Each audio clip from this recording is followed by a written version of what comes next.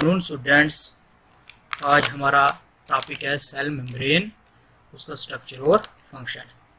Class 11th subject biotechnology unit second का ये पहला चैप्टर है और इसका तीसरा टॉपिक लेके आज हम चल रहे हैं।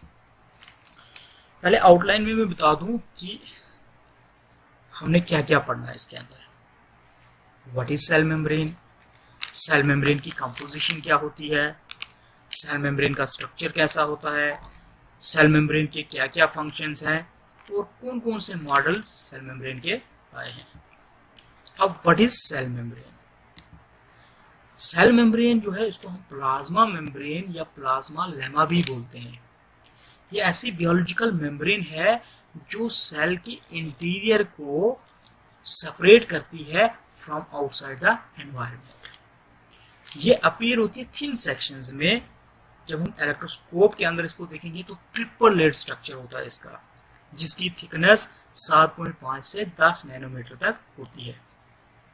टर्म सेल मेम्ब्रेन जो है ये दी है सी नगीली और सी क्रैमर ने 1855 में, और प्लाज्मा लेमा जो है ये टर्म दी गई है 1931 में जे क्यू प्लो ने। सेल मेम्ब्रेन जो है ये फ्लेक्सिबल होता है और ये अलो करती है यूनिसेलुलर ऑर्गेनिज्म को मूव करने में। केमिकल कंपोजिशन क्या होती है? इसमें लिपिड्स होती हैं। 4 मेजर क्लासेस हैं लिपिड्स की जो कॉमनली प्रेजेंट होती हैं प्लाज्मा मेम्ब्रेन के अंदर। फॉस्फोलिपिड्स एक को बोलते हैं जो मोस्ट अबंडेंटली प्रेजेंट होती है। स्फिंगोलिपिड्स हैं, ग्लाइकोलिपिड्स हैं एंड स्टीरोल्स हैं, या जिसको हम कोलेस्ट्रॉल भी बोलते हैं। तो ये सारे जो हैं ये एम्फीफैटिक कंपाउंड्स हैं। एम्फीफैटिक किसको बोलते हैं? ऐसा केमिकल कंपाउंड जिसमें पोलर और नॉन पोलर पोर्शन, दोनों चीज पोर्शन जो है उनके स्ट्रक्चर में प्रेजेंट होते हैं। पोलर होता है वाटर सॉल्युबल और नॉन पोलर होता है जो वाटर में सॉल्युबल नहीं होता है। कोलेस्ट्रॉल जो है ये अबंडेंट है इन मैमेलियन सेल्स के अंदर और एब्सेंट होता है प्रोकैरियोटिक सेल्स के अंदर। उसके बाद हमारी प्रोटीन्स हैं। प्लाज्मा मेम्ब्रेन जो है 50% प्रोटीन्स जो है वो प्लाज्मा मेम्ब्रेन में होती हैं। तो प्रोटीन्स का जो अमाउंट है ये वेरी करता है कि हर प्रोटीन जो है उसकी क्वांटिटी किस अमाउंट में प्रेजेंट होती है, ये डिफर करता है इस पे कि इसकी प्रोटीन कौन सी टाइप की प्रोटीन जो है वो प्रेजेंट है। जैसे माइलिन सेल्स हैं, इसमें 25% प्रोटीन्स होती हैं। इसी तरह क्लोरोप्लास्ट और माइटोकॉन्ड्रिया के जो इंटरनल मेम्ब्रेन्स हैं उनमें 50% प्रोटीन्स होती हैं। अगर हम प्लाज्मा मेम्ब्रेन की प्रोटीन्स की बात करें तो 2 टाइप की प्रोटीन्स हैं। एक को हम बोलते हैं एक्टोप्रोटीन्स और दूसरे को बोलते हैं एंडोप्रोटीन्स। एक्टोप्रोटीन्स होती हैं एक्स्ट्रा सेलुलर प्रोटीन्स जो सेल के बाहर वाली साइड से होती हैं, और एंडोप्रोटीन्स होती हैं जो सेल के अंदर इंट्रासेलुलर प्रोटीन जिनको हम बोलते हैं। प्लाज्मा मेम्ब्रेन में स्ट्रक्चरल प्रोटीन्स होती हैं, ट्रांसपोर्ट प्रोटीन्स होती हैं और एंजाइम्स होती हैं। उनमें से कुछ एक्ट करती हैं एज रिसेप्टर्स। एंजाइम्स कौन कौन सी होती है हमारे प्लाज्मा मेम्ब्रेन में?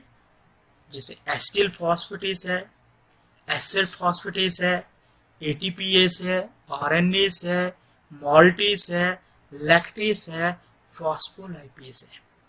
कार्बोहाइड्रेट्स ये प्रेजेंट होते हैं प्लाज्मा मेम्ब्रेन में और प्रेजेंट होते हैं प्लाज्मा मेम्ब्रेन के सरफेस से बाहर वाली साइड में जो है ये प्रेजेंट होते हैं in the form of glycoproteins जो सेल रिकॉग्निशन का काम करता है, हार्मफुल सेल्स को रिकॉग्नाइज करता है। फॉस्फोलिपिड मॉलिक्यूल जो है इसमें पोलर हेड होता है और नॉन पोलर टेल होती है। पोलर हेड जो है वो चार्जेड होता है और हाइड्रोफिलिक होता है जो लव्स वाटर, मतलब पानी की तरफ अट्रैक्ट होता है, जिसका जो ये फेस है वो आउटवर्ड की तरफ होता है और इसमें एक फॉस्फेट ग्रुप और ग्लिसरॉल प्रेजेंट होता है। जो नॉन पोलर टेल होती है वो हाइड्रोफोबिक होती है, जो पानी से नफरत करती है, पानी से दूर भागती है, इसलिए उनका टेल का जो फेस होता है वो अंदर वाली साइड होता है, जिसमें 2 फैटी एसिड चेन्स होती हैं जो नॉन पोलर होती हैं। जब फॉस्फोलिपिड को हम वाटर में डालते हैं तो स्फेरिकल बाइलेयर की फॉर्मेशन होती है। ये फॉस्फोलिपिड है, यहाँ पे फॉस्फोलिपिड का हेड दिया है जो पोलर है जिसकी डायरेक्शन आउटवर्ड है, और ये टेल है नॉन पोलर जिसकी डायरेक्शन अंदर की तरफ है। अब मेम्ब्रेन कोलेस्ट्रॉल की, तो अमाउंट ऑफ कोलेस्ट्रॉल जो है वो वेरी करता है कि किस टाइप की मेम्ब्रेन जो है वो प्रेजेंट है। प्लाज्मा मेम्ब्रेन जो है इसमें एक कोलेस्ट्रॉल एक फॉस्फोलिपिड के लिए प्रेजेंट होता है। जैसे ये हमारी फॉस्फोलिपिड है तो इसके अंदर ये कोलेस्ट्रॉल लेयर प्रेजेंट है। प्रोटीन जो है ये क्रिटिकल है टू मेम्ब्रेन फंक्शन। ये प्रोटीन्स देखो, ये हमें सेल मेम्ब्रेन को स्ट्रक्चर को सपोर्ट करती हैं, कुछ मेम्ब्रेन सेल रिकॉग्निशन का काम करती हैं, कुछ membrane cell to cell communication का काम करती हैं, और कुछ मेम्ब्रेन प्रोटीन जो है वो ट्रांसपोर्ट का काम करती है। स्ट्रक्चर क्या है सेल मेम्ब्रेन का? ये स्ट्रक्चर है सेल मेम्ब्रेन का, ये सेल मेम्ब्रेन की आउटर लेयर है। ये प्रोटीन मॉलिक्यूल है जो पेरिफेरल प्रोटीन जिसको हम बोलते हैं, ये प्रोटीन मॉलिक्यूल है, ये भी पेरिफेरल है, और इस पे ये कार्बोहाइड्रेट चेन ग्लाइकोप्रोटीन चेन जो है वो अटैच है जो सेल रिकॉग्निशन का काम करेगी। ये इनर लेयर है सेल मेम्ब्रेन की, इसकी ये लिपिड बाइलेयर्स है जिसका पोलर हेड जो है वो आउटवर्ड की तरफ है और टेल जो है फेसेस टुवर्ड्स इनसाइड। ये प्रोटीन चैनल है जो प्रोटीन मॉलिक्यूल ट्रांसपोर्ट में मदद करता है। ये मेम्ब्रेन कंपोनेंट्स की प्रोटीन के क्या क्या कंपोनेंट्स हैं? ये फास्फोलिपिड्स हैं जो बाइलेयर में है, ये कोलेस्ट्रॉल मॉलिक्यूल्स हैं, ये प्रोटीन्स हैं, ये इंटीग्रल प्रोटीन है जो परमानेंटली अटैच होती है सेल मेम्ब्रेन में और टाइटली बाउंड रहती है। ये पेरिफेरल प्रोटीन्स है, ये साइटोस्केलेटन है, पेरिफेरल प्रोटीन्स टेम्परेरी फेज के लिए अटैच होती है। ये ग्लाइको कैलिक्स है, ग्लाइकोलिपिड लेयर जिसको हम बोलते हैं, कार्बोहाइड्रेट्स यहाँ पे अटैच है पेरिफेरल प्रोटीन्स के साथ जो सेल रिकॉग्निशन का काम करती है। अब सेल मेम्ब्रेन की क्या क्या फंक्शंस हैं?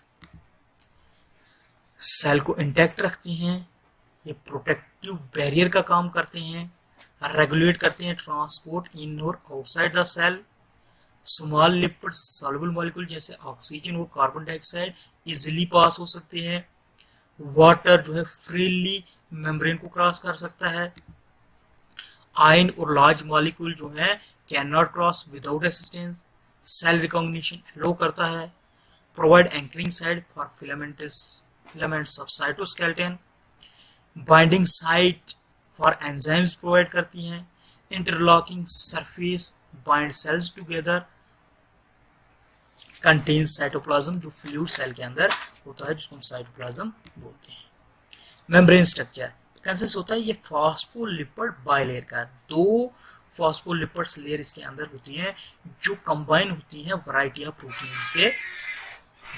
प्रोटीन्स के साथ जो फ्लूइड मोजाइक अरेंजमेंट देता है। सरफेस जो है सेल मेम्ब्रेन के वो हाइड्रोफिलिक होते हैं जिनको हम वाटर लविंग बोलते हैं, और इंटीरियर जो है वो हाइड्रोफोबिक होती है। ये फॉस्फोलिपिड बाइलेयर है, ये प्रोटीन की हाइड्रोफिलिक रीजन है और ये प्रोटीन का हाइड्रोफोबिक रीजन है। अब प्लाज्मा मेम्ब्रेन के कौन कौन से मॉडल्स हैं? पहला मॉडल है डेनेली और डेविसन मॉडल। 1935 में डेनेली और डेविसन ने स्टडीड किया triglyceride lipid bilayers water surface के ऊपर।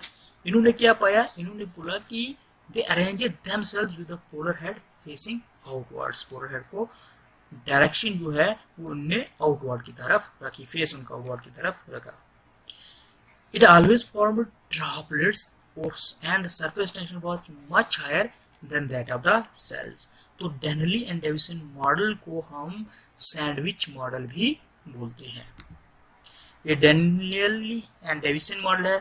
ये प्रोटीन कोट है बाहर से, ये लिपिड्स की दो लेयरें हैं बाइलेयर्स, ये पोलर पोर है। ये डेनेली एंड डेविसन मॉडल है।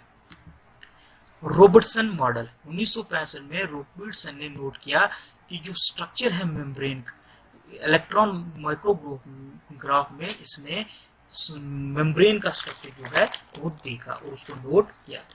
इसने क्या देखा कि जो इलेक्ट्रॉन माइक्रोग्राफ्स हैं उसमें कहीं भी इसको पोर्स के लिए स्पेसेस नहीं दिखी। तो इसने एक हाइपोथेसिस दिया। इसने बोला कि The railroad track appearance came from binding of osmium tetroxide to proteins and polar group lipids.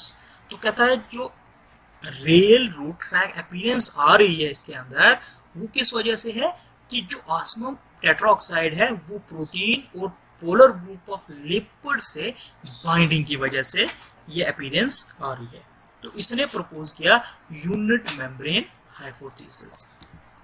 ये रॉबर्टसन मॉडल है, ये एक्स्ट्रासेलुलर साइड है, बाहर वाली साइड ये ग्लाइकोप्रोटीन की कोट है बाहर से और ये अंदर से लिपिड बाइलेयर है, ये यूनिट मेम्ब्रेन मॉडल है। उसके बाद fluid mosaic model. According to H G. Singer and Garth Nicolson 1972 में इन्होंने बोला कि बायोलॉजिकल मेम्ब्रेन को हमने कंसिडर किया एज 2 डायमेंशनल लिक्विड, जहां पे जितने भी लिपिड्स या प्रोटीन मॉलिक्यूल्स हैं वो ज्यादा डिफ्यूज होते हैं और लेस फ्रीली हैं।